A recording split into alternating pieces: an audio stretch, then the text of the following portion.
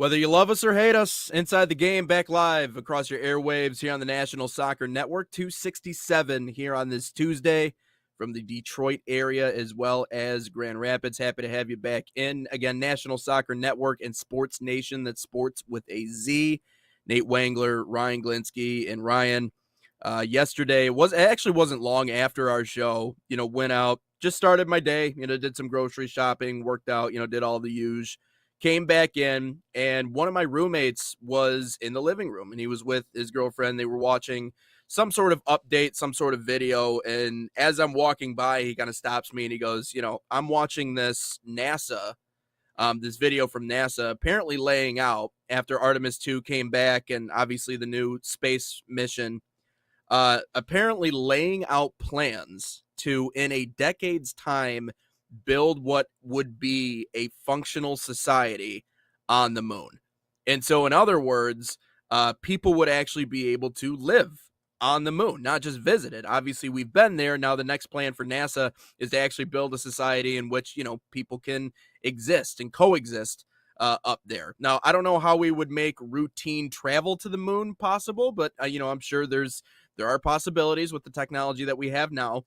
But it kind of raises the question for me, and I'd be curious to hear what your answer is. What should the first sporting event be on the moon be? And who should the two teams be that are playing in it? What's the first game we're playing on the moon? I have a few ideas. Hey, Alex, what's up, man? Got people checking in on the... He's one of the frequent YouTube or TikTok viewers, I should say. Dude, that's a good point. WrestleMania on the moon. I think so. I think we should put WrestleMania on the moon, too. I think we should put WrestleMania on the moon. He says, are there dual bars on the moon?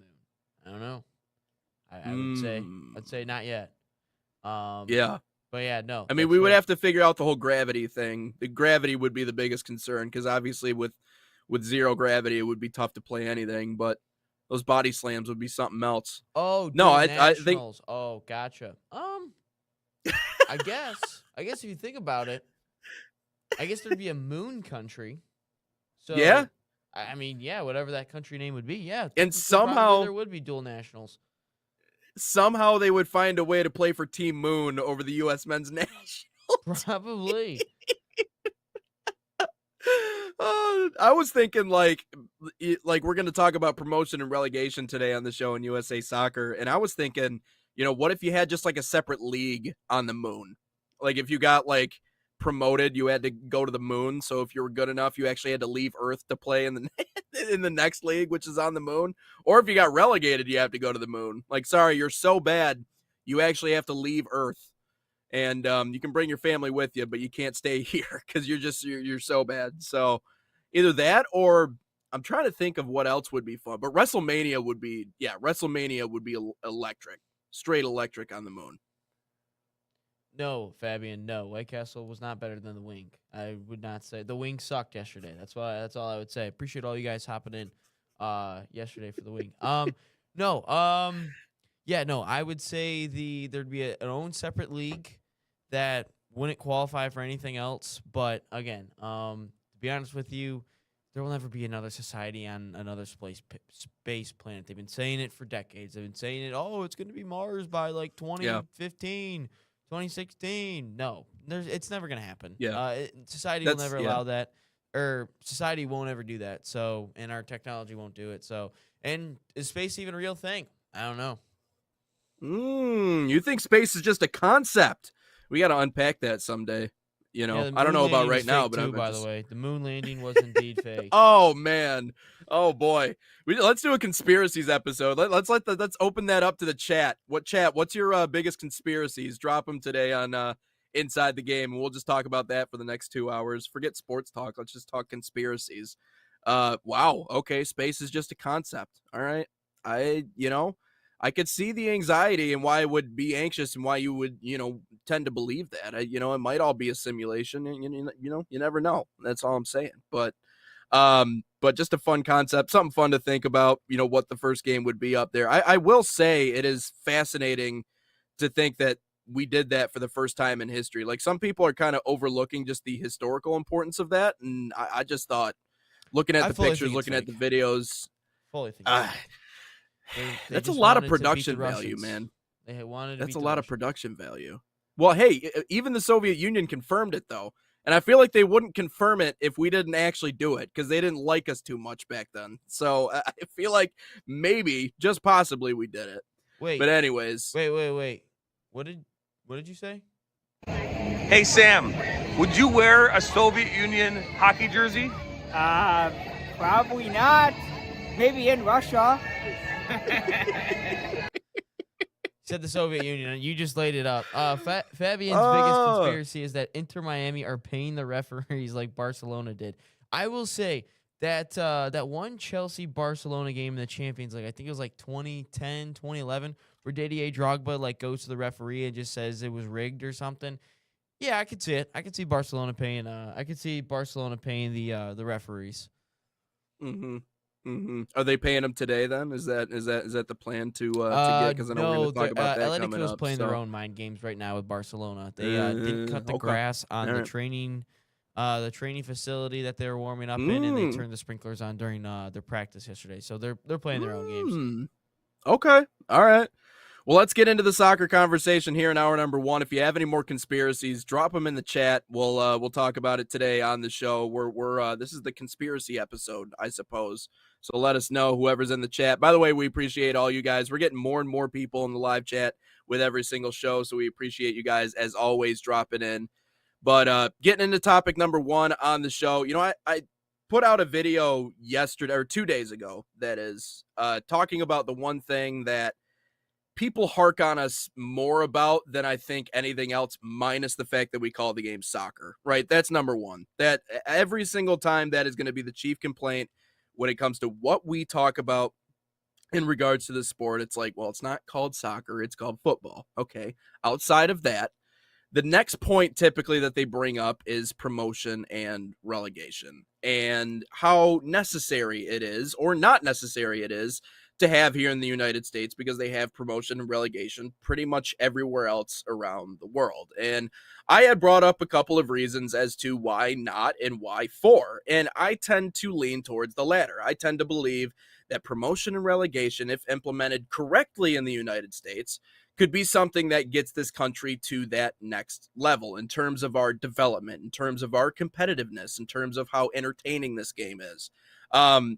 But there's a theory out there. It's called Occam's razor theory. It actually works directly against our whole conspiracy episode that we're planning here, because it essentially what it says is the least assuming theory is oftentimes the correct one. And if we're theorizing about how to get the United States to that next level in terms of competitiveness in soccer/football, oftentimes the least assuming theory is the correct one. And Jace, our good friend on TikTok, made a video in response to what I said yesterday. And he had a really simple yet powerful and direct statement as it pertained to pro rel. He doesn't believe that it is necessary in the United States. And he goes, the reason why we are not as competitive as we would like to be on the men's side at the international, it's a very simple and direct reason. Our best athletes are not playing soccer/footy from when they are starting sports all the way up to when they are professionally mature and into their prime. It's just not happening because many of us, our heroes growing up, were not soccer players. Like, I loved Clint Dempsey and Landon Donovan, and playing FIFA, I always played as the U.S. men's national team, and I would always watch them. But that doesn't mean that they were necessarily my heroes. Like, they weren't my heroes growing up. It is crazy, but again, I'm an American and they're Americans, right? And they were my only options, right? So, and I didn't really understand the Premier League or the Champions League. I wasn't surrounded by that growing up. And yes, if I were to take, here's the thing, if I were to take LeBron James and plop his ass in a top soccer league in the world right now, he would get exposed. If I were to take any of those guys from football, basketball, if I were to plop them in there, they probably wouldn't do all too well, right? Because their whole life, they have been training their body to play the sport that they play. Can't hold it against Kareem Hunt that he wouldn't really be the best soccer player in the world, because that's not what he trained for his whole life. You can't hold it against someone like an Anthony Edwards who plays basketball, because that's what he's trained for his whole life. He didn't train to play soccer. But if we had a country in which those young kids decided they wanted to dedicate themselves to this game, from their youth all the way to being professionally mature, we would be more competitive on the world scale, with or without Pro Rel. And so to that point, Jace, I completely agree. And I'll just put that out there right away. And this is why I say it's not the solution, Ryan. It is a solution, though, in my mind. So reasons against. First of all, obviously logistics. We live in a continent. It's just called the United States, right? It is a country, but compared to Europe, I mean, Texas is damn near the size of the UK, right? So logistics would be in a lot of ways a nightmare, specifically for clubs who already can't really afford to do certain things, let alone get relegated, right? No other pro sports leagues in the United States do this. The MLB doesn't do this. NBA doesn't do this. The NFL doesn't do this. And so to just assume that that's the reason why they're failing, I don't know if that's really correct, but they're just fine. Also, good luck convincing those owners, like the MLS owners we talked about, that, hey, you're going to get relegated. You're going to lose money. In the United States, when it comes to closed league structures, that's just not what happens. I understand the USL is trying it out, but outside of that, good luck convincing those owners. But like Jay said, is it truly necessary? Here's what I'll say for reasons for, and I'll let you get your words in here too, because I know you have opinions on this, being that you played once upon a time. So, I'm sure you probably understand it a little bit better. But the reasons for, I'll say, are this. You can actually force club owners to do their jobs. When you are fighting against relegation or fighting for promotion, it puts the priority on those owners and those people in those positions, club owners specifically, to develop correctly, to maintain a level of success, to focus on getting the right people and the right minds in the building. The battle for either promotion or relegation, like I said, in the European game, not only the more authentic experience for fans and for media, but again, it also puts the pressure on. What is one of the biggest issues we have in American sports? Tanking. In a lot of these professional leagues, teams that are not even in the conversation don't even feel the need to play their guys. And you can be terrible for years and years, even decades. Look at the Detroit Lions. How bad were they for so long? Were they any less financially lucrative because of it? Hell no. People would buy jerseys. They would go to the games. They would always show up. And so there was never any risk of the Lions going anywhere. It's not like they wouldn't be in the NFL. Viewership, fans, all those things support you staying right where you are, no matter how bad or good you are. Also, if there's no incentive or punishment or, crime for being bad, then what else for these clubs outside of just being a moneymaker? What's the point of actually being good at what you do? Who cares what your record is? Who cares what you throw out there? Who cares what kid you get to wear your uniform? As long as you're making your money, you're making your money. And so to that perspective, it feels like in a lot of ways, it doesn't add that extra bit of pressure to the people who are competing in these leagues, who want to start a club, who want to be involved in the game. And because of that, it's created complacency in USA Soccer. I'm not saying it's the number one solution or that it's going to change everything, but complacency is worse than death, in my personal opinion. Because at that point, what's the point of what you're doing? I think Pro Rel would add that extra layer of pressure to everything that we do. So that's why I like the fact that the USL is trying it and that they're giving it a try and that they're trying to create more of an authentic experience that I think will raise the level of play slowly, but surely over time. I think it will raise the level of play. But there's a lot of questions around this, and not to say everybody has to have Pro Rel, Ryan, but I think there's a lot of good reasons for it. Yeah, we just need a clear pathway. We need a clear pathway, and USL MLS being separate in separate ways is not a good thing. A couple of great questions, great comments coming here from Alexander Mantooth. He says the domestic league is only 30 years old. We are just now getting our first generation of kids who grew up watching an MLS team that their parents love. Biggest thing we need is time, and even then, it's still a deeply flawed league, still working out the kinks.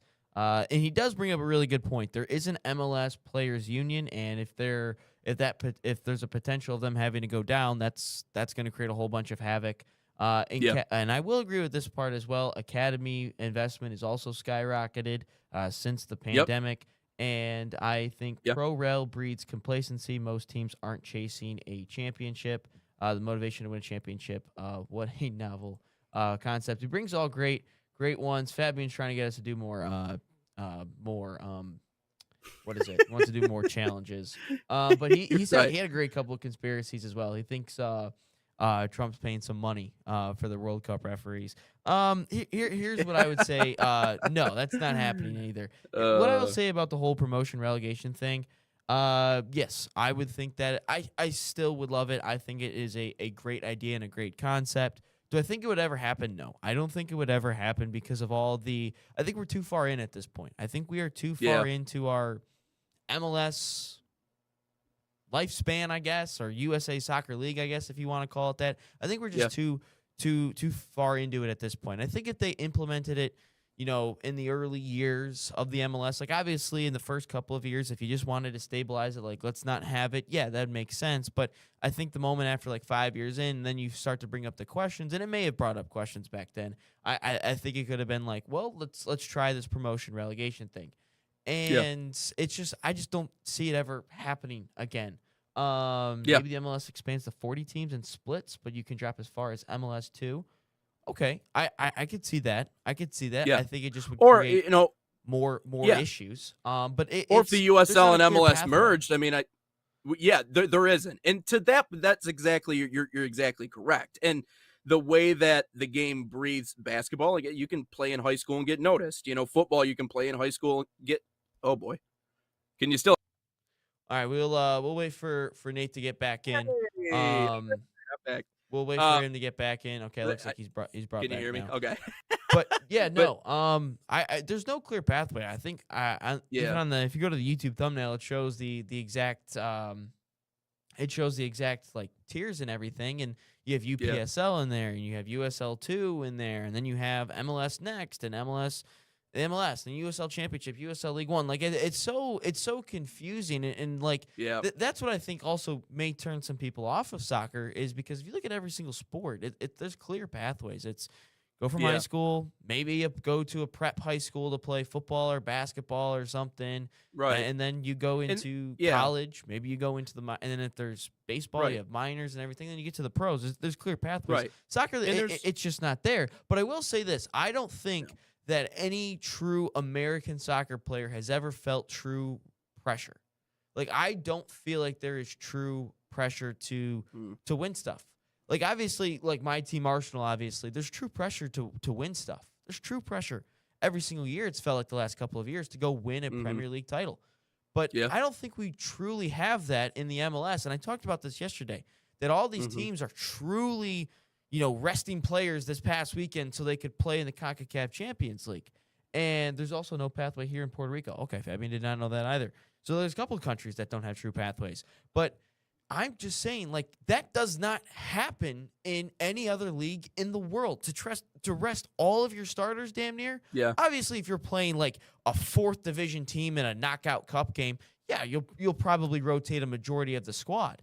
But to play in a league game and you rest all your starters because you have this game in the middle of the week, there's no pressure to truly finish first or second in the Eastern or the Western Conference because all that matters is making the playoffs. That's dumb. There is no true real pressure on these guys, and promotion and relegation will help that. And not only that, it will then help our U.S. men's national team in pressure situations like a World Cup, like a Copa America. Gold Cup don't even matter anymore. But that's the trophies that we need to win as a national team.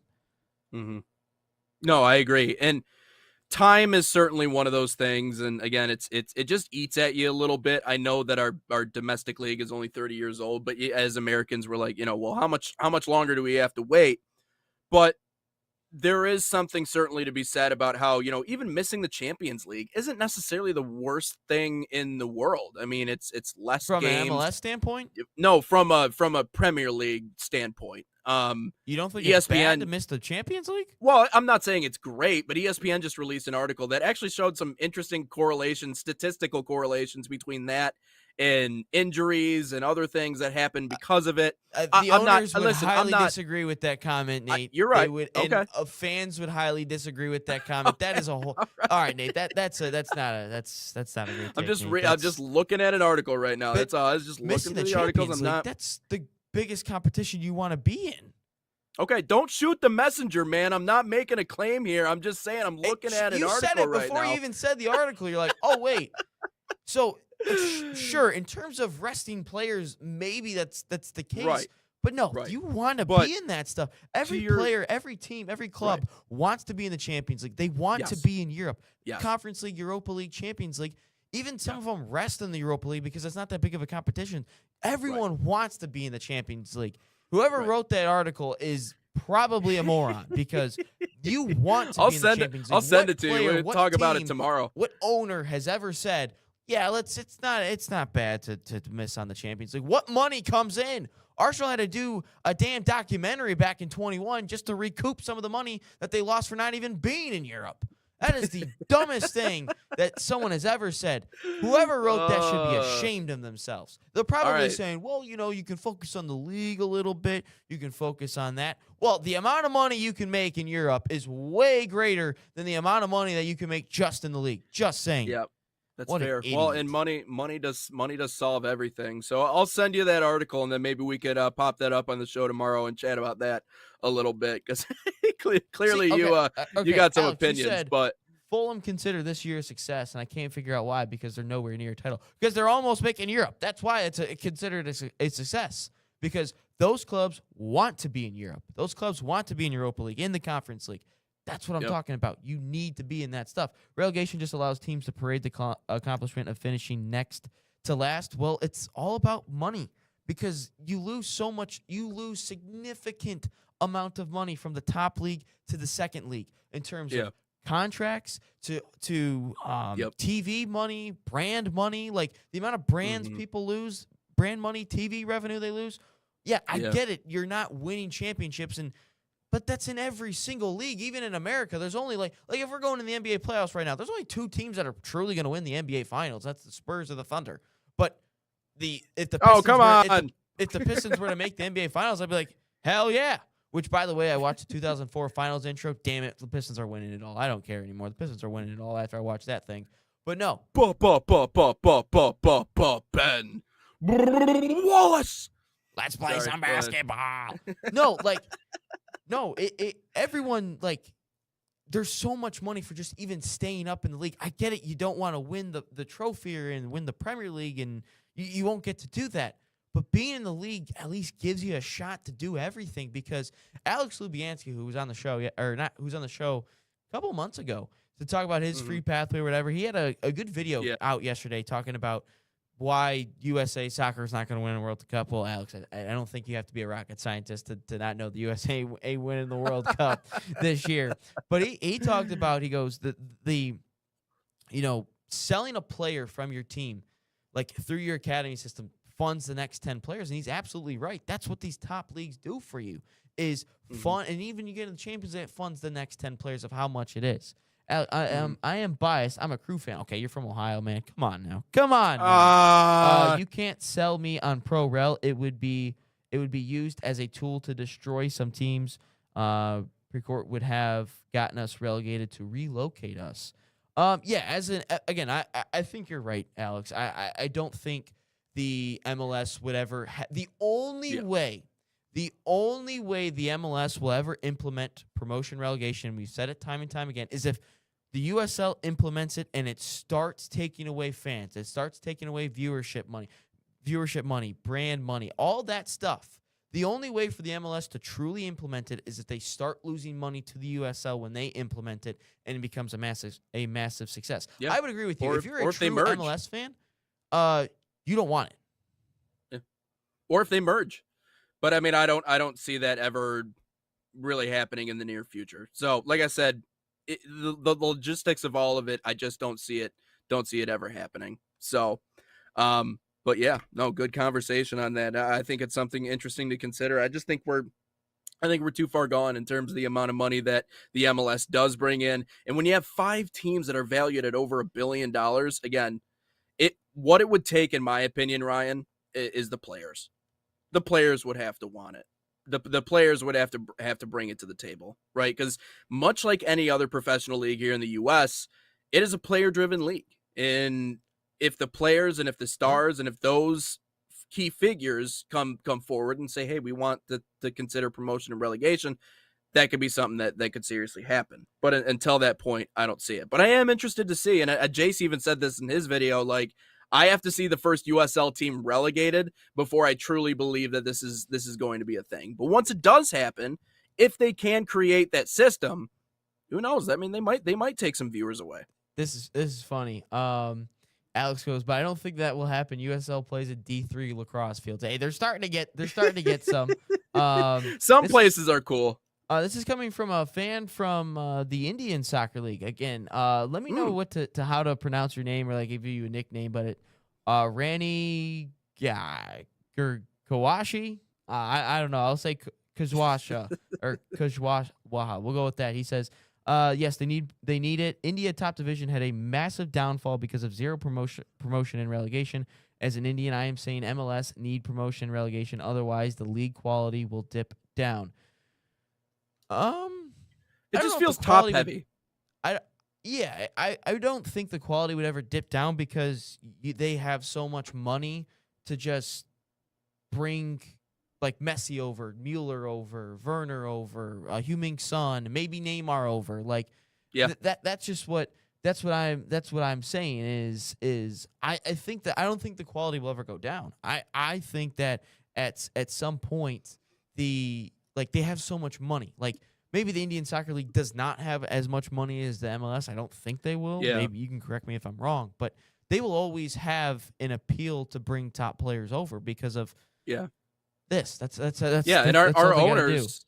Yeah, and our owners, I mean, they own other professional teams. Like, we got billionaires. Like I said, 5 teams valued at over $1 billion. So money does a lot for you. Money solves a lot of problems, and there are some very valuable franchises. The only issue is the MLS, like the other professional leagues, small market teams rarely emerge from the pile. You know, the parity is something that, you know, I think there is more of it maybe in the MLS and some of the other leagues, but it's not, you know, you still have your handful of teams that you're like, all right, you know, we know what the deal is. So bring Spanish coaches over, Fabian. Well, we have so many different coaches from different nationalities and all that stuff. Fabian's whole thing, by the way, is he wants this whole tiki-taka brand. I get it, Fabian. I get it. I want it too, but he sent the message the other day, tiki-taka. Alex, you think Pro Rel will kill parity? I could see that, because if you look at the top leagues, look at La Liga, it's typically always Real Madrid, Barcelona. And if you look at the Premier League, it was typically always Manchester United, but it's the same grouping of teams like Chelsea, Man United, Man City, Liverpool. Leicester obviously was in there, but that's once in a blue moon. You look at the Bundesliga, it's typically Bayern Munich. Maybe Dortmund's in there. Bayer Leverkusen won it once. Then you look at Ligue 1, and it's typically PSG. So, yeah, I think that's a good point. Maybe that's something that makes the MLS unique, is that there is parity and there's different champions, you know, all the time. Maybe Inter Miami becomes a okay, I do like that too. I would take Pro Rel over sacrificing the salary cap. That's our that's our best asset. That's a good point. That's a good point. Yeah, I mean when I take a look at this, so the way that the draft is structured in Major League Soccer is much like it is in any of the other pro leagues in the U.S. First of all, the fact that we have a draft, I think, is odd compared. Like, if you tell Europeans about that, they're like, "What the hell's a draft?" But the draft is such an interesting concept. Like, if you think about it, it's an American concept. It's like a military. People tune into TVs, or they show up like they do in Detroit just to hear someone read off a name off of a paper. Like, that's just a crazy concept. Weird. More Lions draft NFL talk later on today. If you finish last, you get the first overall pick in Major League Soccer. It's in reverse order, much like it is in any of the other leagues. I think they have a lottery too, but not to say that that's where you're going to get your best players. But again, that incentivizes that it's not. But still, in a closed league structure, that can incentivize, again, tanking or not doing as well down the stretch if you know that you're not going to get into the playoffs. The MLS draft doesn't really mean anything. I guess I think like you got to be like in the top 5 to actually be like relevant in everything. Like, if there's even a chance you go later in even if you're a first round pick, that doesn't necessarily mean you're ever going to play for the team ever again. Yeah. Like, The reason why it won't work is, again, there's just no viable level below the MLS to where they can go, right? To what Ryan said with the whole pyramid thing, like there's no clear pathway. If it was more unified, then we'd be able to actually have this talk. So that's a great comment, Alex. I don't think an MLS team has ever tanked for a midfielder from Georgetown. That's a great comment. I don't think I don't think there's any generational 5-star in the NCAA for soccer. I don't think they've ever seen a freshman like I don't know who's in the name an NCAA player. I don't think they've ever seen a freshman like somebody. So that's a great point. Funny. That's a great point. Let's Fabian, this one's for you. Which, by the way, Fabian, he's gonna be touring all these different South America academies. Make sure to send some videos.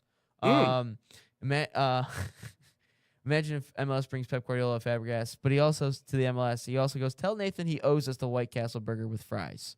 At least you paid us with a wing, Ryan.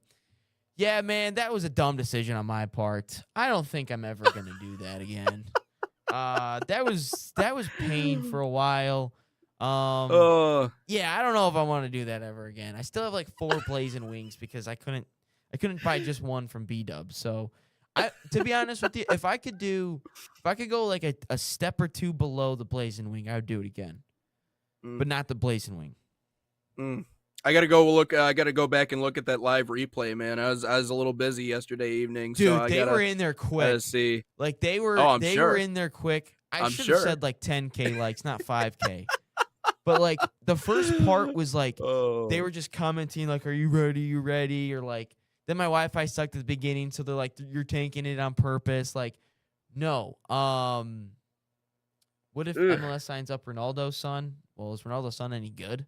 Which technically Ronaldo's son could play for the U.S. men's national team. Fun fact: he was born in New York. That's awesome. That'd be lit. Yeah, that was. Let's take a. That was that. Never again. Never doing the blazing wing ever again. You did it, man. You did it. I'm proud of you, though. I had a habanero once, and that's still, I think, the worst experience of my life. I don't know how it compares to the chip you had yesterday, but if it was anything close, that's horrifying. Oh, not the chip, the freaking wing. That's what I meant. The wing. We're not. But anyways, doing the what did you say it was yesterday? The devil nacho? No, we're not doing that either. It killed somebody. We're not doing that. Was the one chip challenge? Oh, is it called the devil's I think it's called the devil's nacho. Fabian will tell us. He'll be quick on it. Let's take a break. When we come back, we'll talk about Champions League quarterfinals, second leg on the other end. First, we'll tell you about FC Bayern's summer soccer camps, a proud sponsor of the National Soccer Network, fostering football excellence across North America, open to boys and girls of all skill levels. FC Bayern camps deliver elite training inspired by FC Bayern Munich's world-class philosophy. Select your city and start a promising soccer path. Right now, save $30 on registration using promo code BayernNSN30, and that's BayernNSN30, or scan the QR code on your screen. Learn more at FCBayernYouth.com.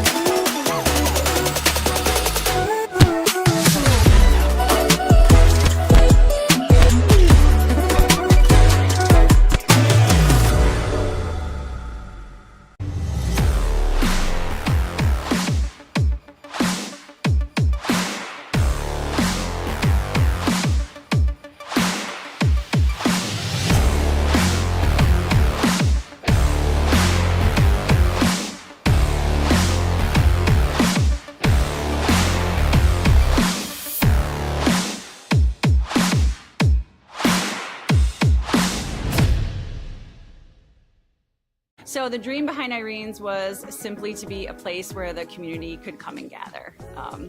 This is my hometown. We're raising our family here, and we just want to be a space where people can come together as a community and share a great meal.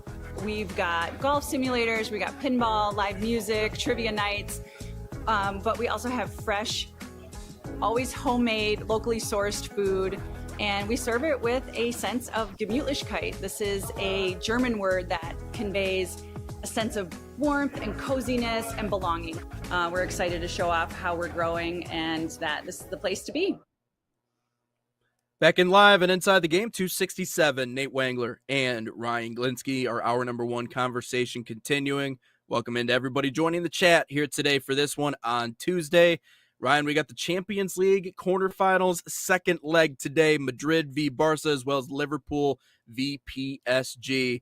I'll let you break that one down for the people. Yeah, real quick. Alex says he does not. The number one thing he wants to get rid of in U.S. soccer is to get rid of nepotism. So he probably does not like Sebastian Berhalter, which we'll see his dad later on today in the U.S. Open Cup. Never going to get rid of that us. in American sports, unfortunately. I don't think you're ever going to get rid of that, but make sure you follow us on social media. And we'll bring you some pitch side coverage of the U.S. Open Cup, DCFC versus Chicago Fire. We'll talk about that on the other side in the next segment, which you guys absolutely loved. I need like a hat or a beanie or something that you guys. I got no DCFC stuff whatsoever. You guys are taking my DCFC virginity tonight, so someone gotta give me a hat or a shirt or something. So just saying. Well, they have a gift shop. Is it out front before I get into the stadium? No, it's inside. I hope so. Oh, it's inside? Damn it. All right. Oh, that's fine. I'll That's just get where I something got when I'm this in thing. there then. I got this thing, nice. my first game. That's sick. All right. There's also a store in Detroit, like downtown Detroit, if you want to go to it. Like a strictly DCFC store if you want to go to that one. Really? Oh, wow. Which, All right. by the way, when we were talking about during the break there, we were talking about Cristiano Ronaldo Jr. I guess he was on trial at Real Madrid, according to our friend Kajwaha. You need to give me like a nickname there, or like something that I can call you. I don't want to I don't know exactly how to pronounce your name. I don't want to butcher it. But anyway, Champions League quarterfinals in here. Fabian's favorite team, Real Madrid, plays here tonight against Bayern Munich. And then, what'd you say the other one was? Barcelona Atleti. Yeah, that's right. Yep. And everyone was very active last night about the whole Champions League thing. And everyone thinks remontada this, remontada that with Real Madrid. Can I just say something real quick? This is not the Manchester. Not Manchester United.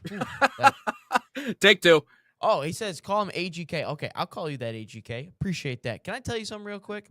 This is not the Real Madrid of old. This is not the same Cristiano Ronaldo, Karim Benzema, Gareth Bale. Don't even want to say their nickname. This is not the Real Madrid of old. This is annoying-ass Vinny Jr., Mbappe, who just doesn't win anything at the club level. You have so many individuals all over the place, and you just got a bunch of guys. You do not have a true, proper Real Madrid side anymore. You don't. You don't have a Casemiro, a Luka Modric, and a Toni Kroos boss in your midfield. You have Valverde and God knows what else. You have Tchouaméni, who looks like Anthony Edwards. This is not the same Real Madrid. You don't have that Jose Mourinho or Zinedine Zidane managing the touchline that was so intimidating. You don't anymore. This is if Arsenal can go into the Bernabeu and win a game, then anyone could do it. This is not the same Real Madrid of old. This is Bayern Munich is going to still win this leg comfortably. They're going to take advantage, and they're going to go home, and Real Madrid's going to sit there and wonder, well, what happened here? What happened this? Well, you're going to, again, spend hundreds of millions of pounds this summer, and when you disagree with Xabi Alonso about who you want so you can just sell tickets, this is the result that you're going to get. He wanted a progressive midfielder, and you know what they gave him instead? They gave him a forward that is doing nothing. That's what you gave him. And this is not the same Real Madrid of old. They're not going to do anything in the grand scheme of things. They're not going to do anything. They're not going to win La Liga. They're not going to win Champions League. They're not going to win anything. Yet we still think this is the Real Madrid of old, where it's like, you know what? They're going to win this. They're going to remontada this. They're going to make their comebacks. Yeah, 10 years ago they would do it, but they don't do it anymore because they're not good. This is an individualistic team that all they care about is their personal brand and how many goals could they score, not as a team score. And then we got Vinny Jr. over there with all of his antics that's going on, and then blames everyone else when he gets in trouble and someone actually like gets into his face. No, it's the same issue that they've had for the last couple of years. You put all these superstars together and nothing happens. God, Bayern Munich's going to take care of them. And then on the flip side, Barcelona, Atletico Madrid. I think Atletico will take care of it. I think Atletico will lose like 1-0, 2-1, something like that. But they'll still win. They'll still advance because that's all that matters. As long as you lose by 1 goal, that's the only thing that matters. And Atletico is going to take care of it. I did see a report out there that Atletico's board, if they do win this game, they will give Diego Simeone full control of they said, you know what? We're not going to win the league this year. We already have Champions League solidified. Just rest every single player in the league so we can get the semifinal tie against Arsenal go our way so we can then play them in the Champions League or get to a Champions League final. So Atletico's going full out for this Champions League, and I think that they're going to do the double, quote-unquote, against Barcelona in knockout competitions. They did it in Copa del Rey. They've already done it. They're going to do it again. But, yeah, no, all some big games in the Spanish leagues. Well, I guess Spanish teams. But, yeah, no, Atletico's going to advance. No way. Andrew, England will not win the World Cup. Come on now, Andrew. He just comes in here and goes, England will win the World Cup. No, that's not happening, my man. That's not happening.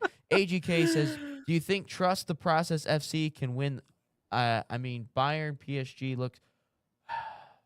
Arsenal's not winning it, man. As much as I would love to say that. Yeah, they are. Come on, man.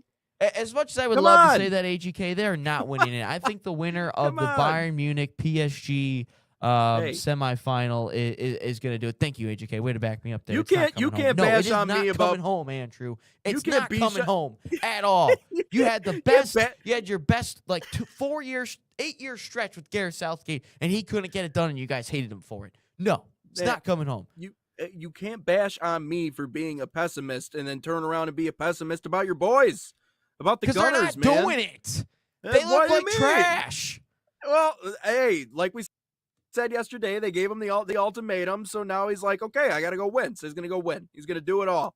I'm pulling for you, man. I'm in your corner here. I think it's going to happen. It's not happening.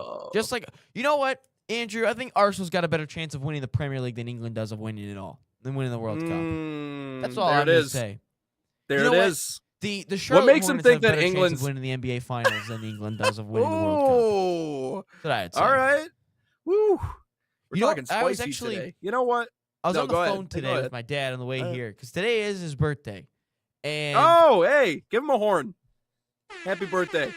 Not even watching the show, but I'll give you a horn, Dad. Happy birthday to you. And we were talking, and we were talking about the World Cup and everything because I told him that, I'm sorry I won't be there tonight to help celebrate your birthday because obviously we'll be at the DCFC game. And I was like, I'm going to ask, what if I ask Greg Berhalter this question? It's just a funny question. And he's like, he goes, you know what? I think that a team that typically, not one of the traditional powers is going to win the World Cup. And I'm like, Dad, that's a bold take. And hey, thank you, AGK, for wishing my dad a happy birthday. And I'm sitting there and I'm like, I think he might have a point of a underdog team of kind of winning it all because they added that extra round in there, and there's an expanded field, so they got to win more games. And obviously, single elimination, anything can happen.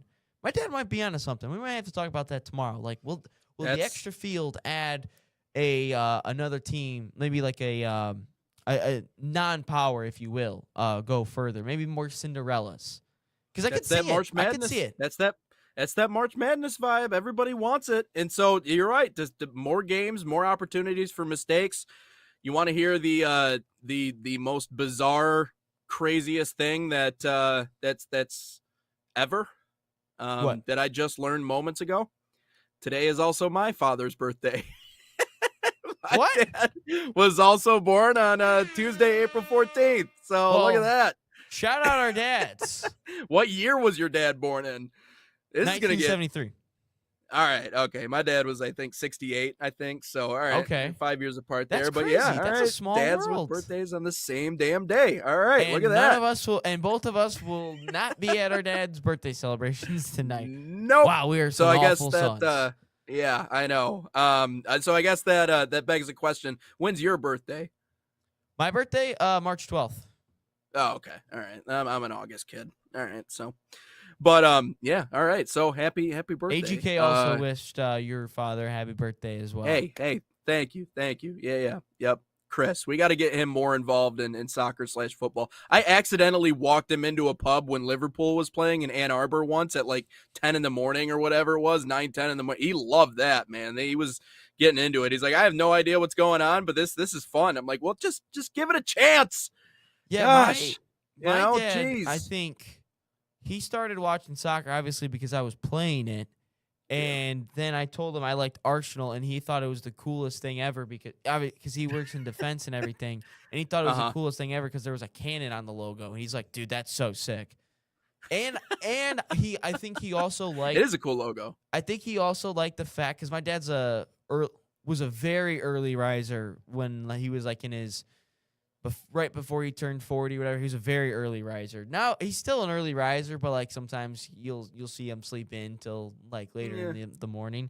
But I also think that he liked that the games were on so early, so he could wake up and he could actually like watch something. Oh yeah, it's like obviously with all the American sports, it was like, you know, it's on after 12, like 2, 3, whatever. But he like get to wake up, enjoy his coffee, and watch a soccer game. I think that's what he enjoyed the most. Yeah. I would imagine it almost kind of feels like it being on the West Coast. Like anything that happens over here, like their NFL Sundays like start at like 10 a.m. like with brunch. So my dad and my mom went on their honeymoon was actually in like the fall, and they watched like Sunday night football at like 10 a.m. or something like that. Like how cool is that? Like your whole day, like maybe you get the rest of it. Yeah, but you know what? Sunday night football at like 10 a.m.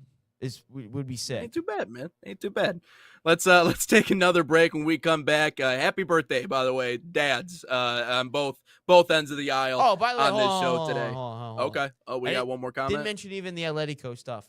I love what Atletico Madrid is doing with all the like extracurriculars. I love that so much that they didn't cut the grass because there's no rule in the rule book that says like you if there is, that's a dumb rule. Like there's no rule that truly says like you have to have it a certain way, like all their training, like where they're practicing. You don't have to have it a certain way. You really don't.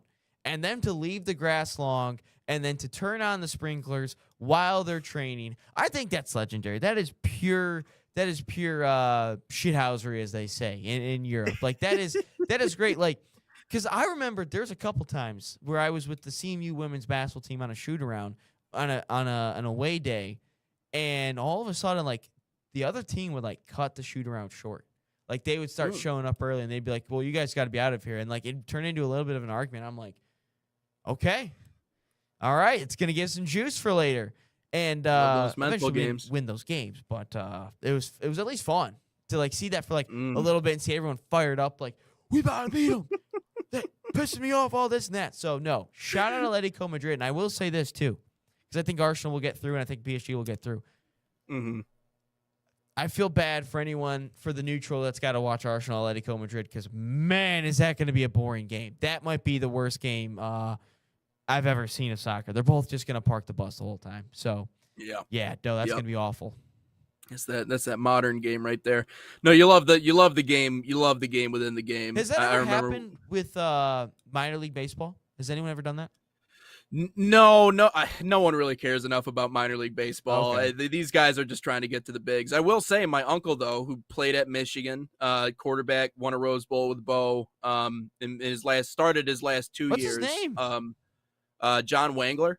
This was 70s. So like it is back a little bit. But yeah, and then his sons both played. Jack and Jared were both on the team. Jared played for Harbaugh. He had one touchdown, I think, in his career, but he was like a special teams guy. Anyways, but he would tell stories about when they went to Columbus, the same exact thing. Yeah, they would like shut the water off, or they would like spray paint their buses, or just like that's just how it is. Like for the Europeans, like American football, especially with like those rivalries, I realize it's not College between two football, countries not so that much the NFL. yes, College right. football, yeah.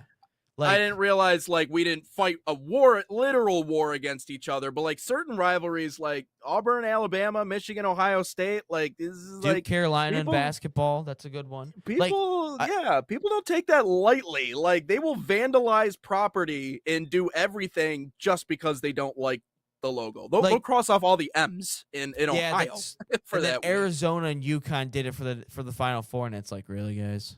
Yeah. Really, we're gonna It's yeah. It only happens so much. But like for the Europeans out there, like SEC football, and I would say the Michigan Ohio State rivalry is as close as it gets, I guess, to the European craziness that is soccer. Like obviously, they're more passionate, not as much crazier, history, but right. It's bad. Like they don't light off fireworks outside hotels as some people do, but it gets bad. We'll shut off your water or your electricity or whatever it is. So, but anyways, let's get into DCFC v Chicago Fire on the other side. We will be there tonight.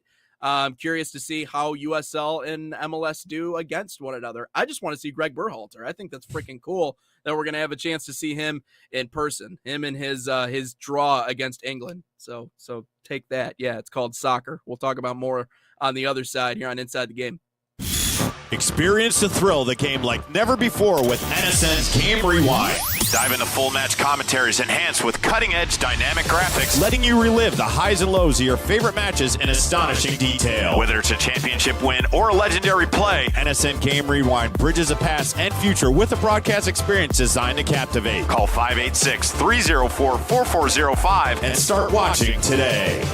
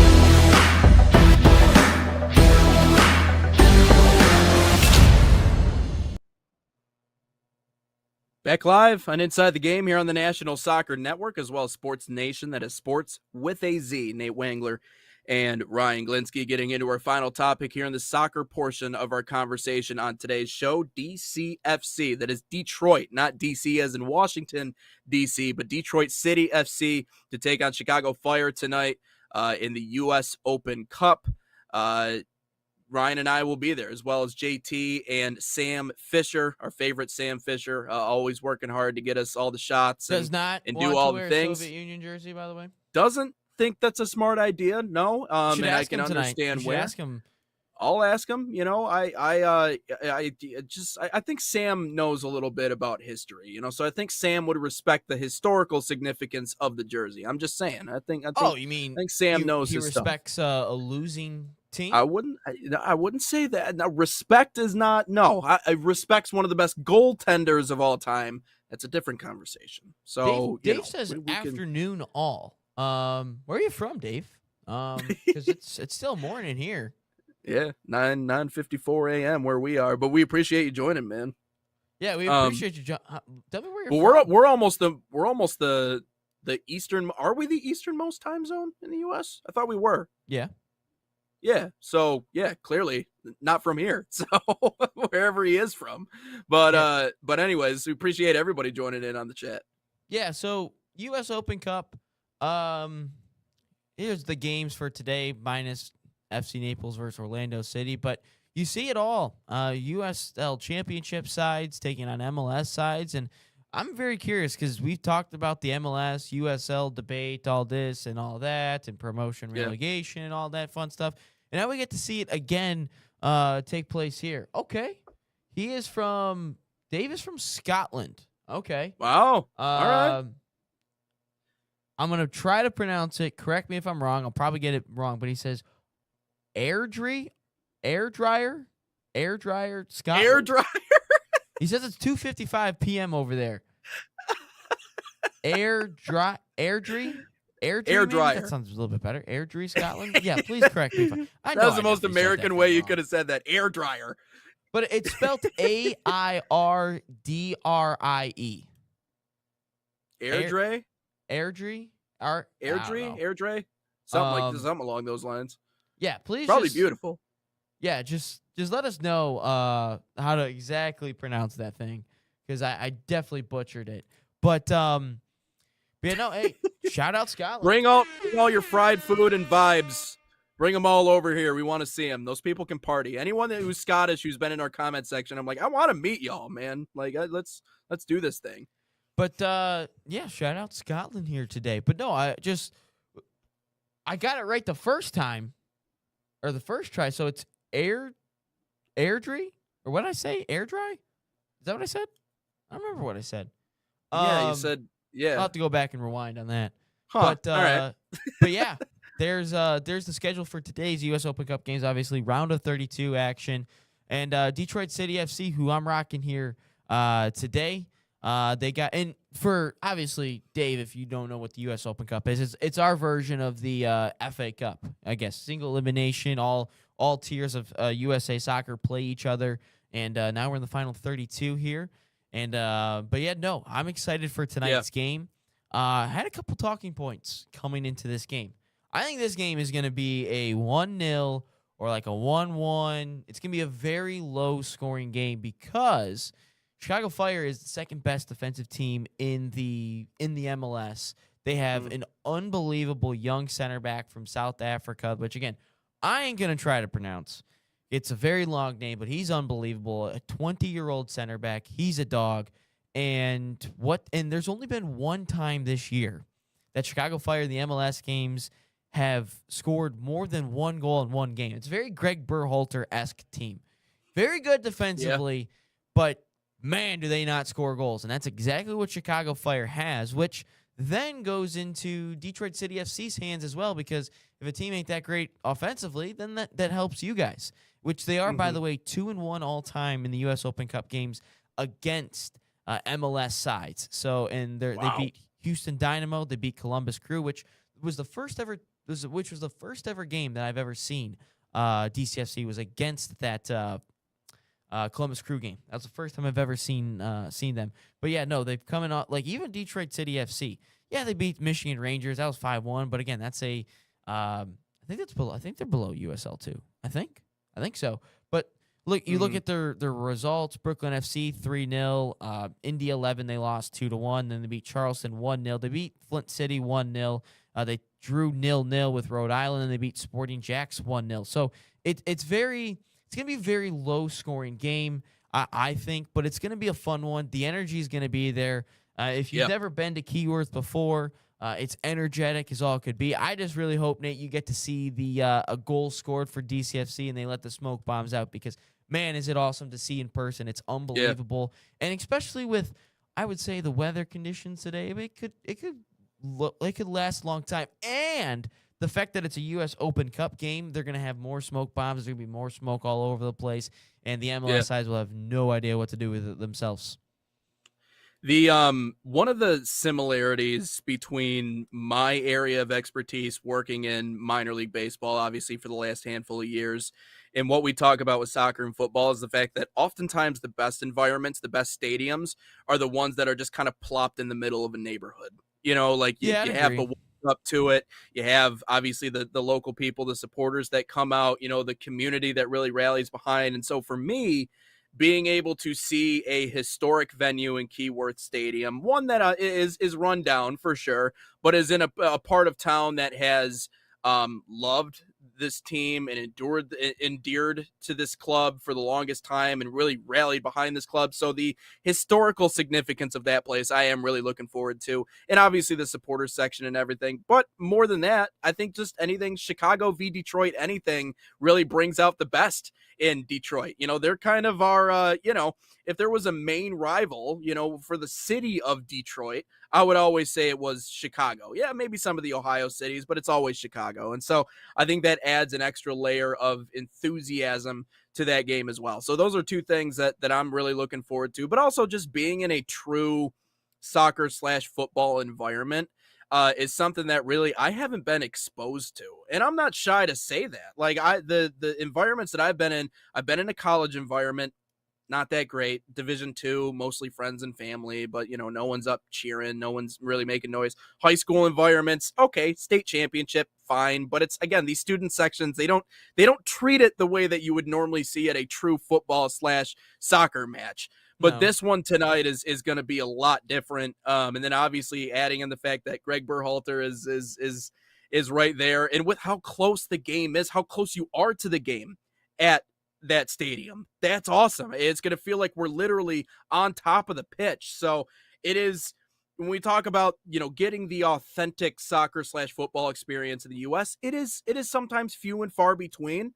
Because there are some sides that are playing at a middle school or at whatever it is, but a place like that in a stadium like that, it's a much different feeling, and I can already say that. And I'm not even down there quite yet, but I can already sense that it's going to feel and look a lot different than what I'm used to and have become used to growing up. Now, obviously, it's still on the bucket list. If I go over to Europe, trust me, a football match in Spain or Scotland or England or France or any of these places is still very much squarely on my list. And I actually missed out on the chance to go see Everton when they were playing in Chicago last summer, because I know they came and played some preseason games. But outside of that, no, it'll be electric for sure. No, it's an unbelievable experience, and you're right with the. I don't know what coach we talked about it with, but it was Pierre Luchin, the Atletico Dallas. If he was like, have you ever played DCFC, and it was at Keyworth or whatever, and like you just stretch your legs out, and no, it wasn't Pierre Luchin, it was someone else, maybe the Loudon coach. I forgot. You just stretch your legs out and you're on the field, and like that's how tight knit is over there, and that is one of the feels of like soccer and everything, football, whatever you want to call it overseas. And I will say this too at the same time. I will say because all the USL sides are really getting stadiums. They're getting proper stadiums now. Pittsburgh, you see Detroit now getting one, and I will say it will miss a little bit of that feel to Keyworth as well, but at the same time, I think that will give them a proper stadium. Maybe now instead of playing it at MSU, maybe state high school state championships are then played there for soccer instead of MSU. Yes. I think that would be great. But at the same time, though, there is nothing about a game. There's nothing that is as awesome in a soccer environment as a game at Keyworth, and especially as a U.S. Open Cup game. I was there against Louisville City right after they beat the Columbus Crew, and it was an unbelievable experience then. We even went up 1-0 in the game and then eventually lost in a shootout, but that place was jam-packed. And I will say this, Detroit fans, as much as like the 2010s were awful for sports, and even a little bit of the 2020s, if like you're a Red Wings or a Pistons fan or a Tigers fan even, like they get behind their teams, especially, and that's how they felt against Louisville City. Like, dude, we get to have playoff sports in Detroit. We don't get that often, so let's do as much as we can. So no, they're hype. I've seen the tweets on Twitter with some of the Northern Guard people. Like, no, they're getting ready for this one, and it's gonna be a hectic environment. And I hope to God we can come back here tomorrow, show some of our interviews, show some of our highlights from it, and you know what? Detroit City FC is advancing through to the next round, hopefully.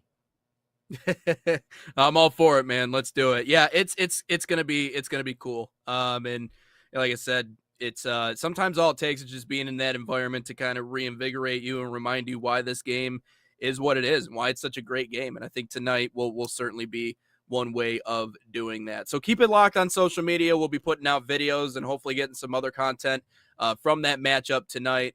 Again, I'll be down there. We'll be back and ready to go for the podcast tomorrow. Probably have some video and some other things that we could show you guys if we get the opportunity to get that here tonight. But let's take one more step aside and we can get into our all sports content on the other side. We got some interesting, draft audio from Brad Holmes. What do you read into it? I don't know. Welcome to Smokescreen season in the National Football League. Also talking about some other things as it pertains to Detroit sports. But first, let's tell you about Barca Academy. They are a proud sponsor of the National Soccer Network and the official academy of FC Barcelona in the United States. Designed for boys and girls ages 6 to 18, Barca Academy camps follow and replicate the FC Barcelona game model. Same philosophy used by Barca's professional coaching staff. Right now, you can save $30 on registration by using promo code FCB30. Again, that's FCB30, or scan the QR code on your screen. Find a camp near you, fcbarcelona.us/camps.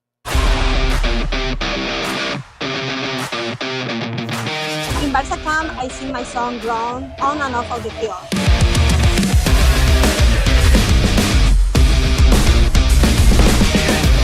Don't miss the time to register. Sign up now for Barca Camp.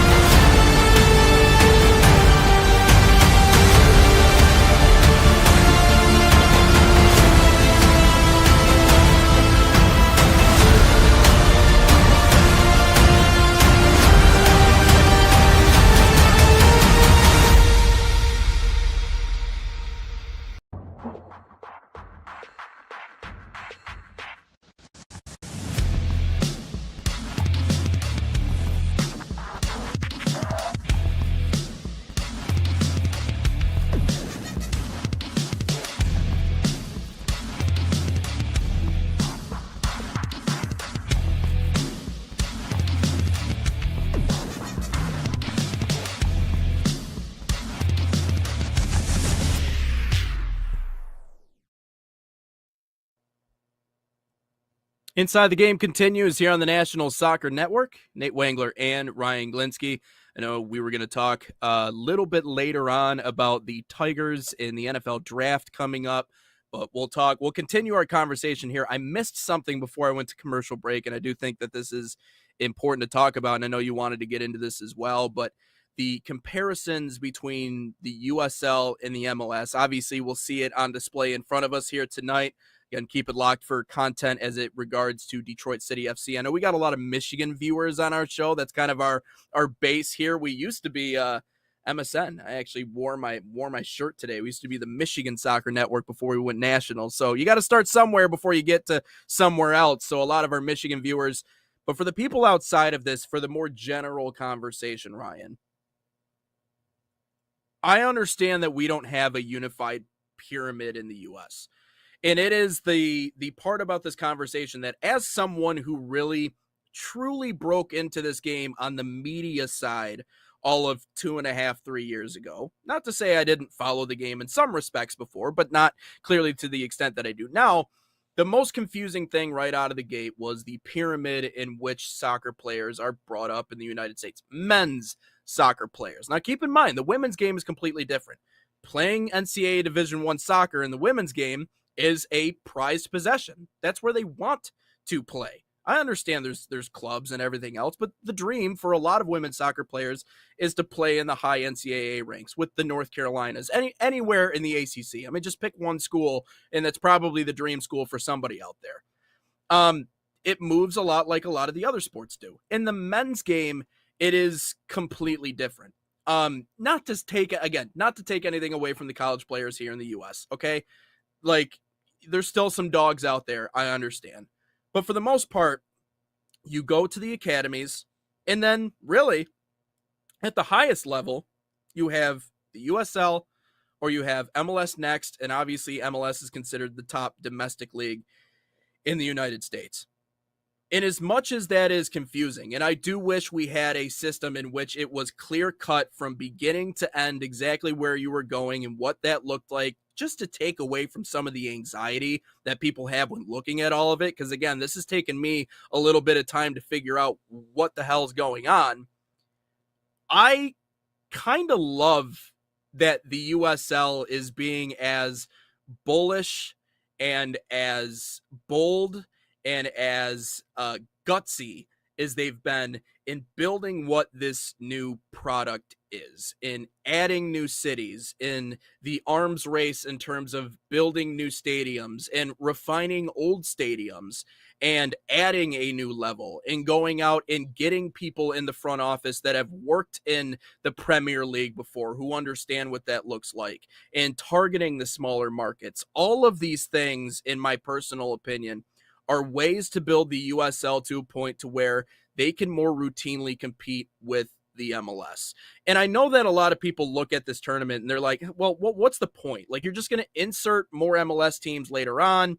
You know, the USL teams are going to flame out. Only a couple of times, I think, in the Cup's history, which, by the way, it's the oldest soccer tournament in the history of this country, only a couple of USL teams or non-MLS teams have won it in the last 30 years that they've been competing in this tournament. And so the data is not backing up that they are on the same level as the MLS, but if they can continue to prove in this tournament that not only they can hang, but routinely beat MLS teams, and, you know, who knows, maybe beat one of the top end teams, maybe there starts to be a discussion that the USL is competitive. However, when you look at the MLS, resting their players, not playing their best guys. So what does it really tell you? I'm not sure. But what I will say is that I think the USL will catch up to the MLS. The only question is when. And again, the biggest question is time. How much time is it going to take for them to finally get to that level? But I think they've done a brilliant job in expanding, a brilliant job in getting great minds in rooms where they need to be, implementing a new level, and most importantly, Ryan, like we said earlier in the show, at least bringing Pro Rel to the table in the United States, because that's where we need to start. We at least need to open up and have the conversation about it. I understand if you try it and it doesn't work and, you know, we relegate a team and logistics are a nightmare, then fine. Then we can go back on it. But the USL and the MLS, yes, they're both soccer leagues, but in a lot of ways, Ryan, they're completely different concepts with how they are going about doing business. And so it gives us two options in the US. And so let's see what they can do. But from a money perspective, it's not even close. Obviously, the MLS is up here. The USL is not even on screen. But it's an interesting case study, nonetheless. The last time a non-MLS team won the U.S. Open Cup was the Rochester Rhinos back in 1999. They were in the A-League, which is now considered the USL Championship. They beat four MLS teams, the Chicago Fire in the second round, the Dallas Burn, which is FC Dallas, and then they came back against the Columbus Crew, and then they beat the Colorado Rapids in the finals 2-0. So that's the last time. And mind you, the MLS started in 1995. So it has definitely been a dominant force MLS teams have. And I think, again, I think the USL is going to a better, authentic way. I really do. It's just up to, well, first off, they got to get their player agreement, their CBA signed and their player agreement signed and all that fun stuff get going first. But at the same time, like, you see a couple USL games on national television throughout the summer. Like that does happen. And I just look at the MLS, and I still just think that it's very – obviously, they have the money. They have all the resources in the world. But at the same time, I don't know. It's too Americanized is what I would say. And like, everyone talks about, like, the U.S. men's national team not being tough, this and that. Like, there's no pressure. Like, there's no true pressure for any of these teams to really win anything. Like, and then the best players, the selling point of the league are all players that – I mean, to be honest, do they truly care? I think Messi does care to an extent. We've seen him go into the referee room after a game or whatever. Does Mueller truly care? Heung-min Son, did David Beckham truly care back in the day? It's just, though, at the same time, though, both of these leagues are set up similar and into the rest of the leagues. Like, there's an academy system. The MLS next is I think, an added thing. Can I sell academies? Can I make a quick example? It's like putting a supercharged engine in a minivan. You know what I mean? Or it's like putting a racing stripe on a minivan sometimes when they go out and get those big name guys. I'm not saying that it doesn't change things. Obviously, Messi changes the complexion of the league as a whole, but it doesn't change what the MLS is because they got these guys in the retirement phase. If that makes any sense. That's just how I'm visualizing it. Yeah, But anyways, go ahead. Yeah, I guess. I don't know, because it's still, I don't think I wouldn't use a minivan. I'd use something a little bit more prestigious than a minivan because the league is getting better and better in all aspects. Sorry, hold on. I had to answer a text real quick. Sorry, that was a little bit of emergency there for a second, but we're good now. We're good. We're good. Good? But Okay, all right. But yeah, no, they're set up the same way in terms of everything. The MLS, though, I think that there is just a little bit of an ego situation. I think they realize that at the same time, there is not a, because remember when they charged, I forgot the price. Remember when they charged like $70 a month, whatever, to like watch just Messi play something like that? Yeah. Like I get it. I get it and everything, but it's just, I think that there's a little bit of an ego that's involved with the MLS, and the USL isn't. And they showed that with getting the guy over from England. I forgot the guy's name, that they're bringing him over to help set up the whole promotion and relegation system. I still think at the same time the same issue is going to be the whole owners and everything. But I do want to see this. I do want to see how everything how everything plays out after the World Cup.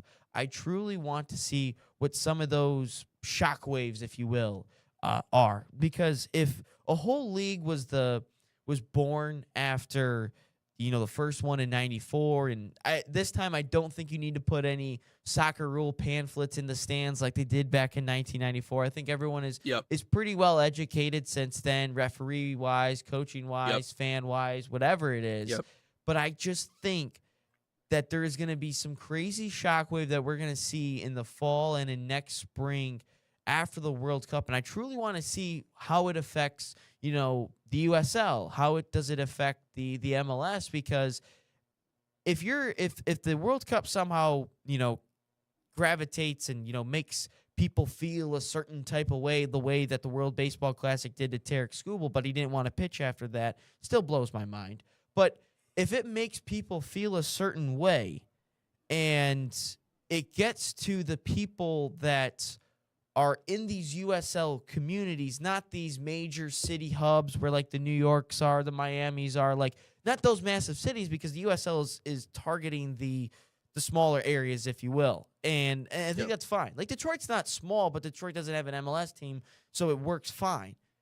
But if it gravitates and it hits home with a lot of those fans in these smaller areas, it could explode. The USL could, because now you're finding like a true fan base that's an authentic-ish experience, and it's not the MLS. Like, and they're much smaller stadiums, so there's a lot more passionate fans. So I still want to see what the World Cup effect does have on United States soccer. Not just like a youth, like more youth participants, not that as well, but from more of a unified effort, fan aspect. Yes. Yeah, from a fan aspect. Sorry. You're about to interrupt, and I said from a fan aspect, and then you're just like, huh? Oh? No, go ahead. Yeah, that was it. That was it. Oh, that's it? That's it? Okay, all right. Okay, all right. Sounds good. Here, in a perfect world, because I do agree, and I do think that there will be a shockwave, and there will be a change. Now, what that change is after the World Cup, I don't know. It could be a laundry list of different things.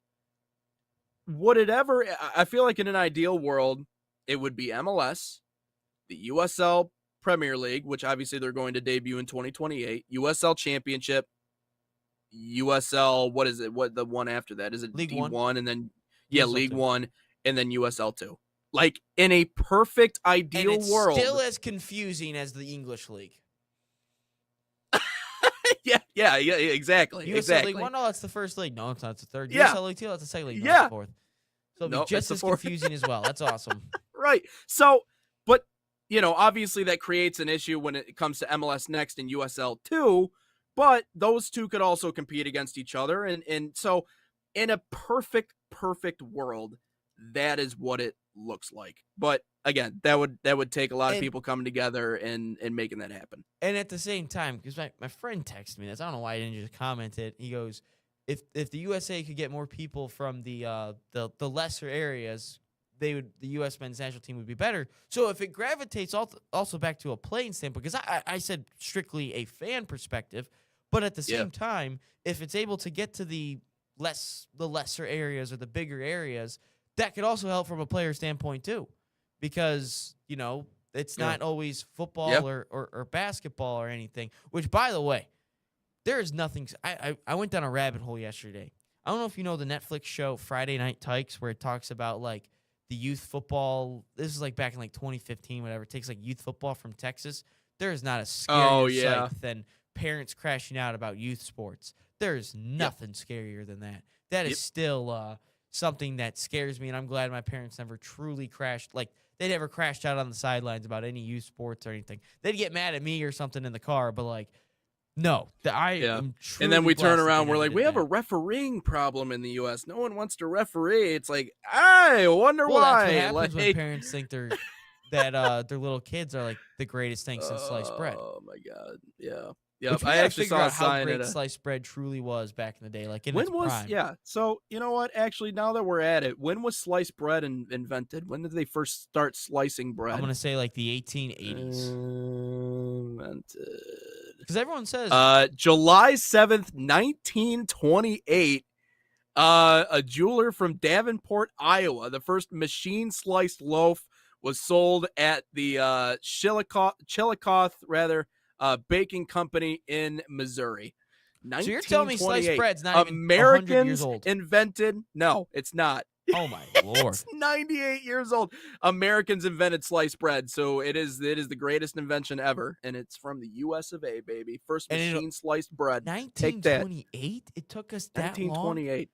Yeah. Man. Why did no one think that? Yeah. What was well, going on in so- 1928?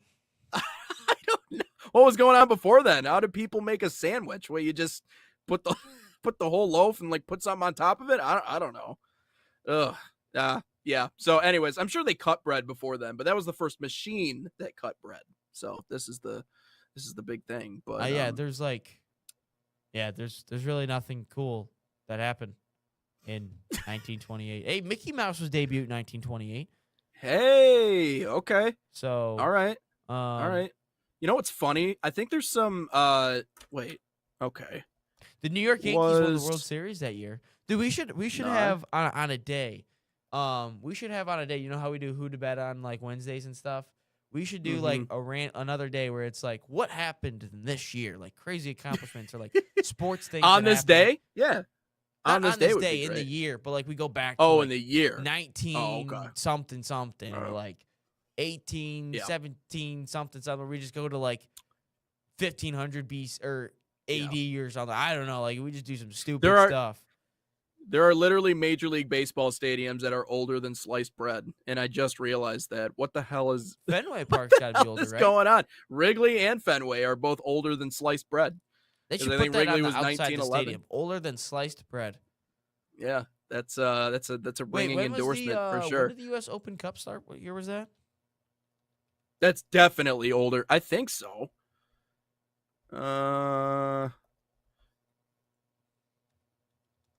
So the Lamar Hunt 112. Oh, it years is old as older of than sliced bread. 2026. So It the U.S. started Open in Cup. 1913. Well, it started as like the National Challenge Cup, but yeah. So you're telling me the U.S. Open Cup is also older than sliced bread? Man, Yep. The Stanley Cup is older than sliced bread, the oldest trophy in the history of North America. 133 college football's got to years be older old. than sliced bread then too. Is it real? Oh yeah, I guess you're right. Yeah, I think Michigan won a national championship before sliced bread. Wow. Actually, they won a lot before colored television, and then They you did. know 2 cents. They were like but, Alabama, and then they sucked for a long yeah, time for a little bit. Yeah, until exactly. Jim Harbaugh showed up. But anyway, better than wow. I didn't know there's that many things older than sliced bread. That's weird. That's very Like, weird. Like I said, things I'm that- sure they probably split the bread other places, but like an actual machine. Cracked the That's loaf, wild. broke the loaf in half. Yeah. Wow. Yeah. That's Just like you broke the pasta in half on social media and all the That's Italians fine. were We'll talk just, more about Italy tomorrow about how they you're- want to all of a sudden host a damn World Cup. No, it's because you guys. It's because you guys didn't win anything or qualify for anything. Yeah. That's why. Yeah. Can you imagine if they miss it for that one too? That'd be hilarious. Just kidding. I know host countries get the Hey, Get to Italy. play. They're all of a sudden like there's going to be a new rule implemented in A new rule. 2034. Yeah, host nations can't actually automatically qualify. You actually have to qualify for it through the qualifying system. And then they Italy get bounced doesn't out make by it. Bosnia You should again know in their own 2030 country. That's gonna be a trivia. That's gonna be a Jeopardy question. Which was the first nation in the World Cup history to not qualify for the World Cup despite hosting it? What is 2038 Italy? Yep, that'll be Maybe I should that'll bring be in the some school pasta books for tomorrow sure. and break it. There you go. Just snap it. Yeah, we don't have any room to troll, but at least we qualified because we're from here. So we'll see how that So goes. okay, Well, we've qualified for the last two. Yeah, that's fair. That's fair. I'll give you that one. We also beat. Well, we didn't beat England. We drew against England. That's still, We I always can't draw believe that's against like the England. They most. don't beat us. I know. It's just, yeah. So, but let's get into the all sports stuff on the other end. We appreciate everybody who has joined us on the show here today. Again, give us our social media follow Inside the Game as well as Sports Nation, sports with a Z. Let's talk a little Lions as well as some other Detroit sports on the other side. We already talked about DCFC. Again, we will be there tonight, so keep it locked on social media. But Man City Soccer Camps are a proud sponsor of the National Soccer Network, bringing world-class training inspired by Man City's global football philosophy to players across the United States. Open to boys and girls of all skill levels, these camps focus on technical development, decision-making, and playing the game the City way. Right now, you can save $30 on registration by using promo code MCNSN30. Again, it's MCNSN30, or scan the QR code on your screen. Find a camp near you, usacamps.mancity.com.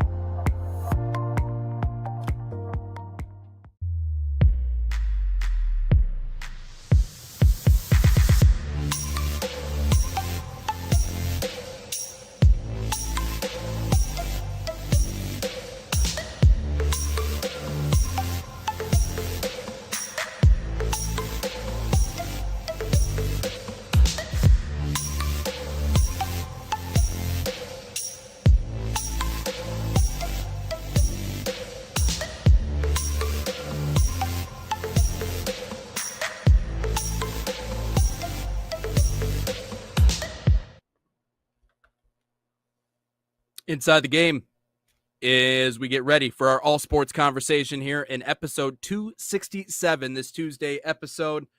Ryan, I know I said it a little bit earlier, kind of previewed this conversation. I wanted to say happy smokescreen season to all those that observe as we get ready for the NFL draft, as well as all the preseason conversations. And listen, man, that's exactly what it is. But some audio from the press conference with Brad Holmes talking about there's really no need. There's no emphasis on going out and getting another tackle or an edge rusher. In the past, I thought Bourne put out good tape this year. I don't foresee that. You know, you don't have a crystal ball, but from what last thing I saw on tape, I do think that he's got starter level ability, and same as Wanham. You know, you're talking about guys that have been starters in the NFL, but just kind of look at where the trend is going, where the arrow is going. The last time, they're still young, but we feel good about both of them, so we don't feel like it's, we have to supplement them. Yeah. There's a few things we could talk about there. Ryan, I'll let you lead the way on this. Dude, they're not that good. Either of them. Like, if you're in a position where Caden Proctor falls or a Fanu falls or whatever it is, the only player that I am taking, if somehow he falls to 17, that is not an edge rusher or a tackle, is Caleb Downs. That's the only player that if he somehow were to fall, that's who I'm taking. But if there's a Ruben Bain chilling there, I don't really want Mesidor, to be honest, because he's 26 years old. I don't want to use a first rounder on a 26-year-old. But if the opportunity is there to take a tackle or an edge, Brad, I swear to God, if we somehow take a running back or a wide receiver or dare I say a tight end, I will no longer be a Detroit Lions fan because, oh, my God. That is – what's up, Fabian? He says he's back in the chat. What's up, Fabian? What up? But, no, I swear, if we take anything other than an edge and a tackle, unless it's Caleb Downs, I will be pissed because what was our biggest issue last year? Offensive line, getting home, fixing the trenches. Well, you've done it partially up to this point by getting Cade Mays. You finally got a true, real center. But you're telling me that we don't need a tackle because Larry Barham or whatever his name is started like a year or two ago. He's not good. He's a good depth guy, but he's not good. And then Wanham, I think it's DJ Wanham is his name. He started, but it doesn't mean he's good. Like, yeah, Brad, I swear, just don't be the smartest guy in the room, please. Yeah. Here's the thing about draft season, and it's something you need to understand if you're a football fan. When you read a lot of these articles or you listen to what these owners say, they're not always being completely truthful about the things they're saying. Because when I said smokescreen season, they're trying to deceive. So, do I think Brad Holmes is being honest in saying it's not a priority to go look for someone in that position and kind of abiding by the Lions mentality of we have to get the best player available? Yeah, it could be one of those situations where he's trying to fool everyone, right? Here's what I'm doing, but like the left hand is over here doing something else. I could completely see that. However, where the problem is, to your point, Ryan, if you want to say that these guys are stomachable and you're working on it, then sure, okay, I can see that. At least you got a couple of bodies. That's better than nothing. But the argument that somehow this isn't an area to be concerned about is mind-boggling to me. DJ Wanham was ranked 99th out of 115 available options at the edge position. If you're just plugging holes on a sinking ship and expecting Detroit fans to be like, "Oh, hey, cool, just smile and wave," I'm not sure what you're looking for out of us right now. You know what it is? Also, it's like Flex Seal. I just saw this boat in half, but I'm going to put Flex Seal on it. That's what it feels like. Done. Solution. Which, by the way, also, yeah. Real quick. Go ahead. I did a CBS mock draft real quick. They did one an hour ago. Dude, if we ended up with Caden Proctor at 17 and then an interior offensive lineman from Texas A&M in the second round, oh, my Lord. See, Brad, they know what they're talking about, not you. Yeah. Get it, you're the GM. Yeah. And so, let's look at the offensive line, right? If Penei Sewell moves to left tackle, which obviously is a move that he's capable of doing, because Larry Borum would be he would be a right tackle for the Lions.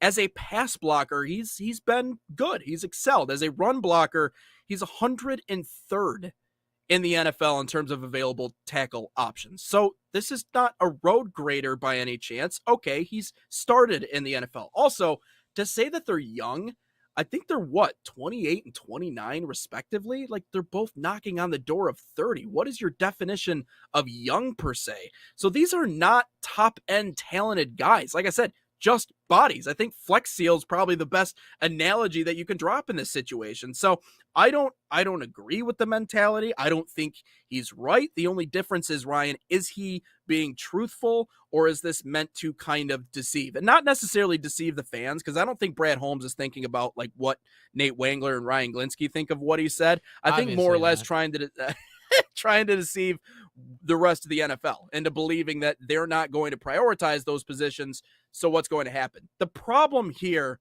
is that Detroit has this, and Brad Holmes, ever since he came in, and it's worked a little bit, has this mentality of we need to get the best player available regardless of position in the place that we are, right? We need to go after the best guy. And a lot of times I agree with that mentality, right? Like if you have a far and away best player in the draft, I don't care if it's not a position need. I don't care where he is on the field. You get him and you build around him. You know, like if there was a lights out quarterback class, it's like, you know, okay, yeah, you got Goff, but it's like if it's the best quarterback prospect we've ever seen, go get him. You know, so in some situations I agree with 17, he'd be gone by that. then. Yeah. He'd be gone right, exactly. Exactly. If you were higher in the draft. But I think the skeleton of this team with Goff, with some of the pieces they have, is still one that can win. But you got to address the position needs. And if edge and tackle are not those position needs, if that's not at least priority number one, I don't know what we're doing here. I really would say if we're looking at this thing, you've got to, in order for Goff to truly succeed, and what's the best thing is our offense and our ground game. And if you want to give Jahmyr Gibbs $25 million, $27 million, whatever it is, it's going to be this upcoming offseason, you got to protect both of them tremendously. You've got to go get run blockers. And I think solidifying the offensive line is like, because if you think about it, Sewell's probably still got a handful of years. If Ratledge takes that step that everyone thinks, he'll be a guy for a handful of years, and maybe that first round pick for a handful of years. Then you kind of plug and play that left guard spot or whatever it is. But I think if you want to give, because where's the most of the money tied up at this point in the offense? J-Mo and Amon-Ra and Goff and potentially Gibbs and then even Penei Sewell. If the offense is your best asset, then go out and be the best you can in every single aspect that you could possibly have. Like, defensively, Aiden Hutchinson has a ton of money. Jack Campbell will eventually have a ton of money. Kirby Joseph has a ton of money, but I don't know if he's going to play. Brian Branch hasn't gotten there yet. So if all the money's tied up in one spot, might as well just try to create the best offense you possibly can. But I swear to God, Nate, if we end up with Kenyon Sadiq from Oregon because of multiple tight end looks and this and that. Like, I mean, sure, I guess, but like, no. At the same time, like, my man's gonna do a Matt Millen. My dude's gonna do a Matt Millen and go out and get skilled position guys when we don't nothing going on the offensive line. We don't. Yeah. Like, I hope Laporta's back. I really do. Like, he comes back like healthy. Yeah. But like, I get it. There's some injury concerns with him. Which, by the way, I didn't even realize the NFL draft is next Thursday, which we'll talk about the draft quite a bit. It's coming up fast, man.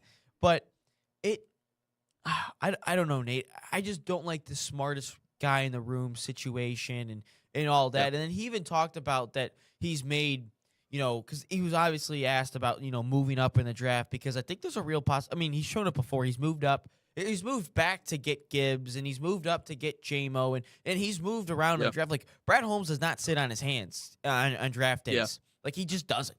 Like, it's weird to think that there's a GM in this town that is constantly moving around all the time. Maybe not at the deadline he doesn't, but on draft day he does all the time. But he mentioned there was talked about, like, trading up for the right guy or whatever, or making moves. He's like, well, I have made the win now moves. Brad, what win now move have you made? Does moving up to get J-Mo solidify as a win now move to get a wide receiver when we are trash? Yeah. Not really. Does moving back to get a running back that when we are still trash solidify anything? No. The only win now move I guess we made was getting Zadarius Smith. And that was only because Aiden Hutchinson died. If Hutchinson doesn't die, Zadarius Smith is not a Lion. He's still on the Browns all the way through. Like, there's never been a win now move. But if he were to move up and maybe get an offensive tackle, or maybe get like the best player on the board, which, looking at this mock draft, could potentially be like the guy from Utah or the guy from Miami, Maua guy, or getting a guy like, maybe you go up and get a Reuben Bain, or maybe you were to somehow get like a Sonny Styles fell to like 10 or something. You trade up to get him. Maybe Caleb Downs falls outside of the top 10. Like, I mean, that'd be a win now move. But I swear to God, Nate, if somehow Jeremiah Love falls to us somewhere, or like he falls to like 10 or something, and all of a sudden I see the Lions trade up to get Jeremiah Love, I would do this. Oh, we're throwing stuff again. Nice. I'd be like, you know what? I am no longer a football fan. Yeah, no, I agree. I would no longer be one as well. You know, that one day we were throwing stuff all over the place. I literally had just like littered like pens. You know what? No one actually cleaned that up all until over Monday, my room because like you didn't pick up your stuff. You were throwing all over the room because I left like right after it was opening day, so I went down there. But yeah, no, I didn't actually clean up anything. I thought I did, but I didn't. I got back on Monday and I was like, oh wow, all these pens and pencils are right in the corner still. Because we didn't have any broadcast that weekend, or I think we did, but everyone was out there, so they were never in here. I'm like, and I asked John, I was like, did you see it? He's like, I didn't see it on Saturday. I'm like, okay, cool.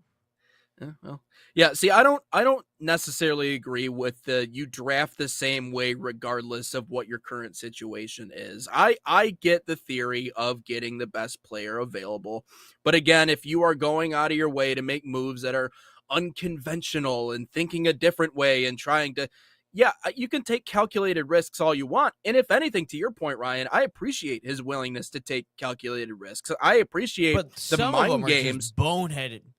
Three out of thirds nowhere. For Isaac TeSlaa?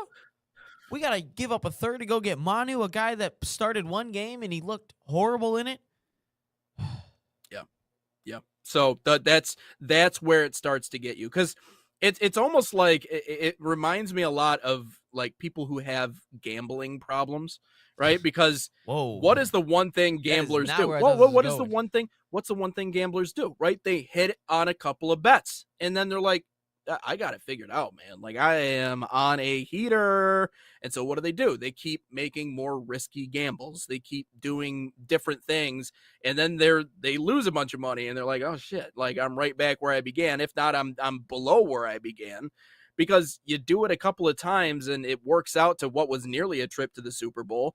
You know, it may as well continue to try to make unconventional moves in unconventional spots. But that smartest man in the room syndrome that, again, we continue to just beat the drum on when it comes to the Lions is going to be the exact thing that ends up cursing this franchise for years to come if we're not honest with ourselves and approach this in a way that is honest, which is, the most important thing on this team right now, in my personal opinion, is the offensive line. Even the edge rusher conversation in the secondary, everything else as it pertains to that, fine. But this offensive line needs to be in a place to support this team still making a run. And if we don't do that, this window that we want to talk about that is still, apparently to some people it's still open, will no longer be open. It will be squarely shut and we will not make a run. So that is where, again, I hope he's just playing mind games. I hope so all too. He's doing is he's just giving us content to talk about on our show that we're going to turn around and share on social media, and everyone's going to be like, you're right. And then it turns out on draft day, he completely does a 180. I hope that that's the case. Because I hope. But I don't know. I will say, Brad, like, whatever anyone thinks Brad's going to do, he typically never does. The opposite. Like outside of Aiden Hutchinson going number 2, like, everything else was kind of was against the grain. And, like, Sewell was kind of against the grain. I think everyone kind of thought maybe Sewell would go ahead and maybe they would, draft a wide receiver or something like that. But he got Sewell, fell to his lap. And then after the Aiden Hutchinson draft, or actually during the Aiden Hutchinson draft, rather, you get the second pick, or the second first-round pick. And, that was that draft, right? Yeah, it was. Yeah. And then you get you trade up to get a wide receiver, and, okay, that was a little shocking. And then the following year, you have number 6 because the Rams suck.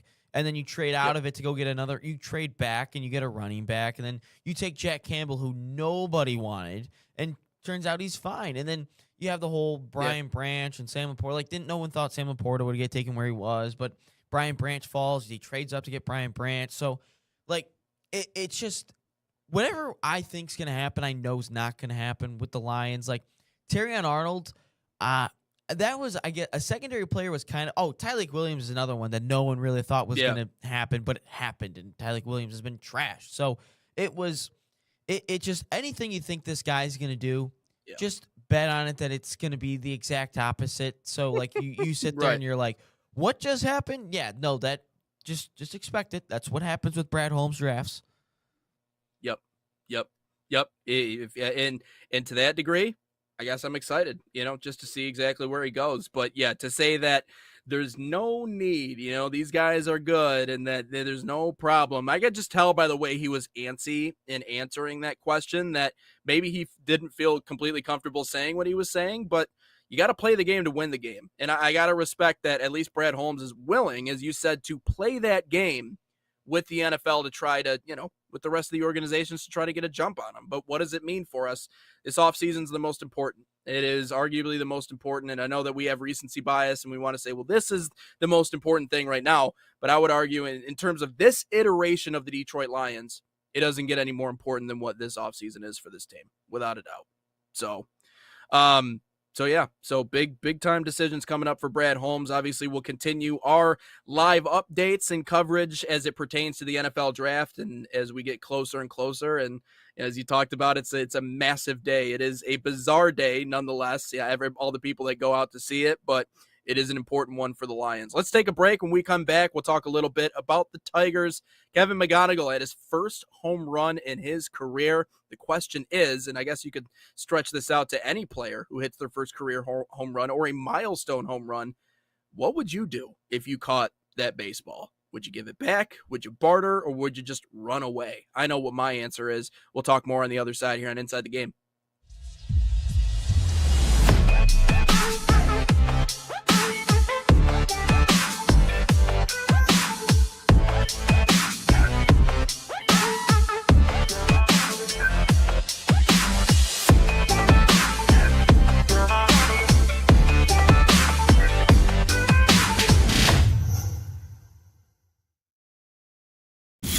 Experience the thrill of the game like never before with NSN's Game Rewind.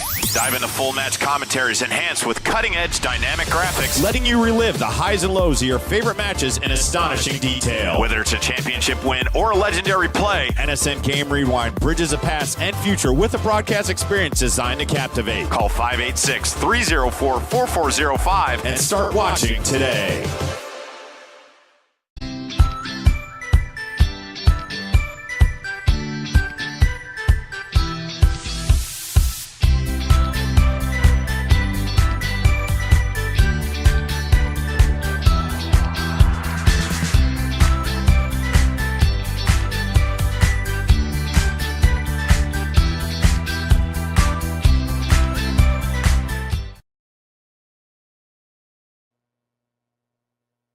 Into the final segment here in Inside the Game, episode 267, before we get to question of the day.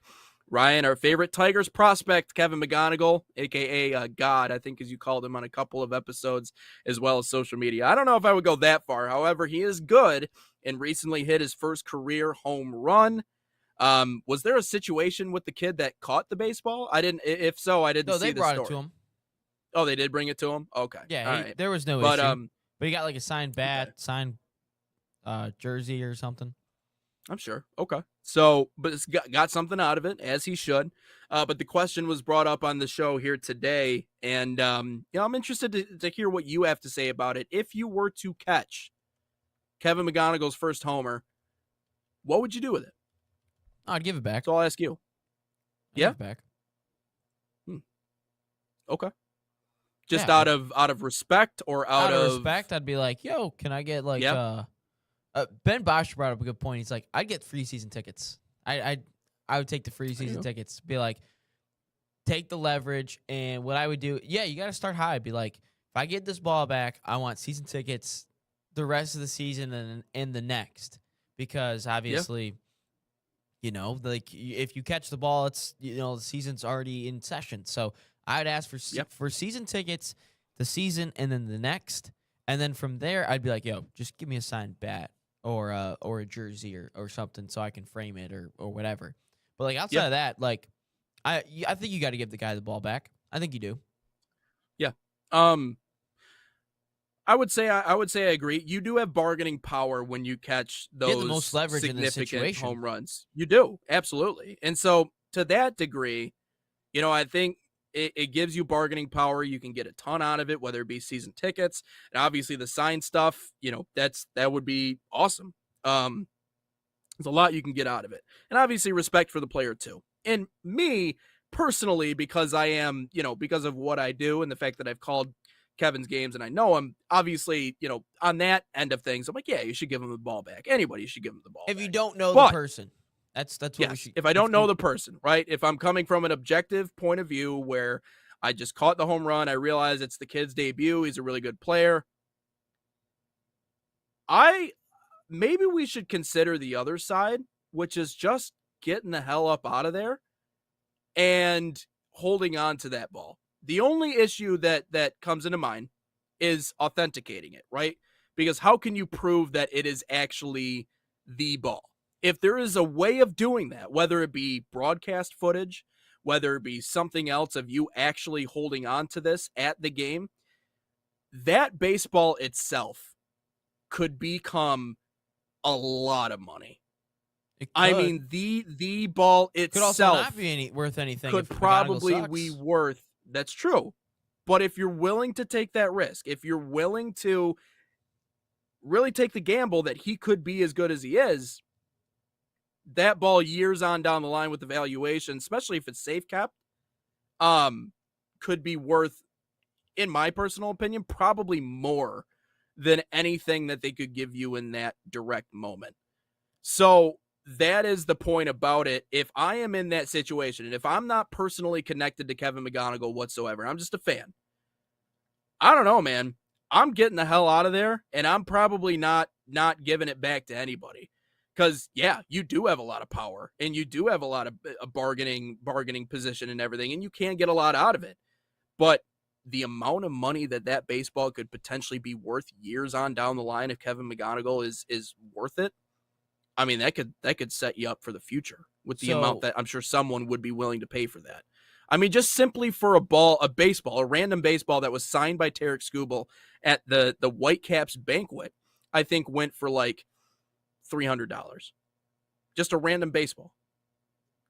Now imagine if that was like a World Series ball or if it was a home run ball from someone of significance. It is more of a risk, I will say, being Kevin McGonigal. If this was like Barry Bonds and like his signature home run, like that guy, then yeah, you get the hell out of there. You don't give it back. You hold on to it. You do everything you can to not give up that baseball. Or like Miggy's, his milestone home run, something like that. I'm no question I'm getting the hell up out of there and holding on to it. No question whatsoever. With Kev, I think there's a little bit more gray room because you just don't know. Because if he turns out to be a superstar, then yeah. But if not, you either that or you turn around and sell it on eBay right then and there, and you probably still make some really damn good money. And then you can just buy your own season tickets or whatever the hell else you want to do with that money. So I don't know. I do feel at the same time, though, you got to give a little respect for, because obviously, like, baseball is the hardest one to do this in, because hockey, it's simple. It's in the back of the net. It's on the ice. You just hands it over to a trainer or something. Basketball, same thing. It's on the floor already. Like, just give it back. Soccer, same thing. Like, it's pretty easy. But baseball, man, it's I feel like some people have like a touchy subject. Who's that douchebag that catches fly balls for like a living? Oh yeah. The guy who boxes out kids so he can catch home runs. That guy I know sucks. exactly who you're talking about. Don't be that guy. that's a fair assessment. I agree. And again, this is coming from, and I know that probably sounds weird coming from someone who is connected to the team and to the players. I'm not saying I would ever do that, but if I'm just a random fan who's just following the team but not personally connected to the team, I don't know, man. Like it is amazing how much you can sell certain things for on eBay. I mean, just random things, and like people will be willing to spend absorbent amounts of money.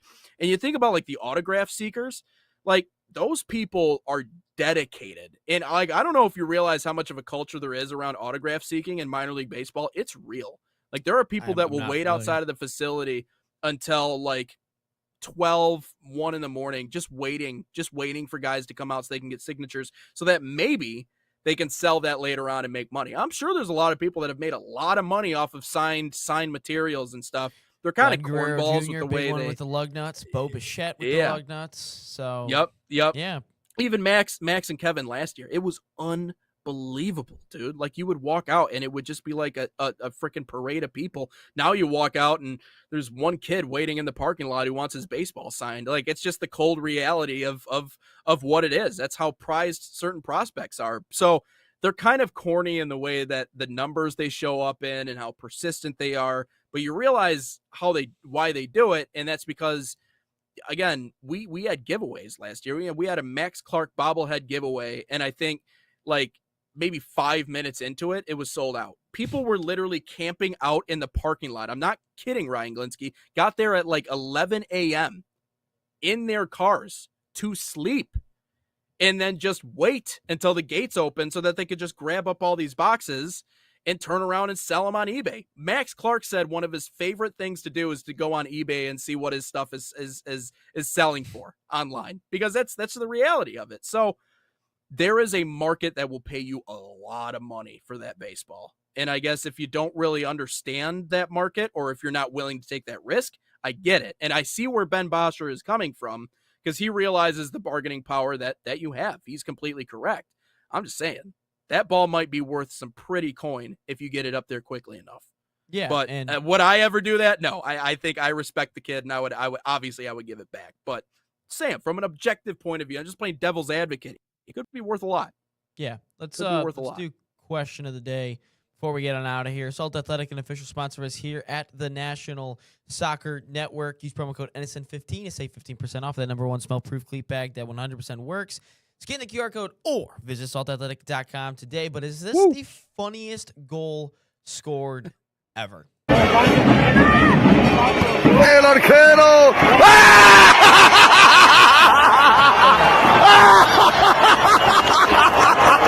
Just look at that again. El arquero!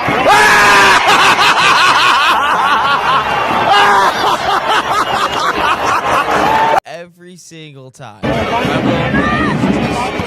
arquero!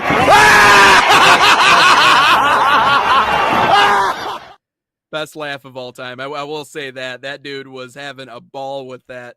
Holy crap, man. Yeah, that's bad. That's bad. That's bad. You go for a clearing attempt, just bang that one right in top shelf. Ooh. Yeah, that's rough. That is rough, my friend. Yeah, that is on our social media if you want to see the broadcast version and not the fan version. Man, that's wonderful. No, that's funny. Hopefully none of that tonight in DCFC versus Chicago. Unless it's Chicago, then that would be hilarious. Then we would all very much appreciate that. I'd agree with that. That is funny, man. No, that certainly will go down as the funniest, at least so far this year. Tough. Yeah, that guy, what a great laugh. I mean, holy crap. He was enjoying that moment. But yeah, no, that'll wrap up episode 267 here on Inside the Game. Again, as always, we continue to get more and more people jumping into the comment section and joining the chat wherever you're from, whether it be the UK or anywhere else around here in the US or wherever. We appreciate you guys always dropping in comments. And again, we are more than willing to take the conversation where you want to take it. You know, we come into every show, obviously with our prep sheet, ready to talk about whatever. But if you guys want to insert something else, like say something ridiculous, like England will win the World Cup, then we are more than willing to oblige to talk about that. And we certainly did so here today. But we appreciate you guys and your time. Thanks as always. Give us a follow on social. We'll be right back at it tomorrow morning at 9 a.m., hopefully with some stuff from the U.S. Open Cup game tonight. But until we chat then, so long, everybody.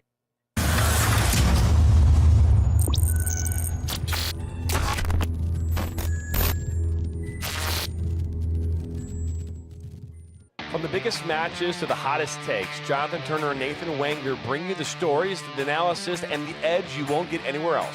Streaming live weekdays at 9 a.m. on YouTube, Roku TV, Facebook, Twitter, and all major platforms. No filters, no fluff, just real talk, real soccer. This is Inside the Game.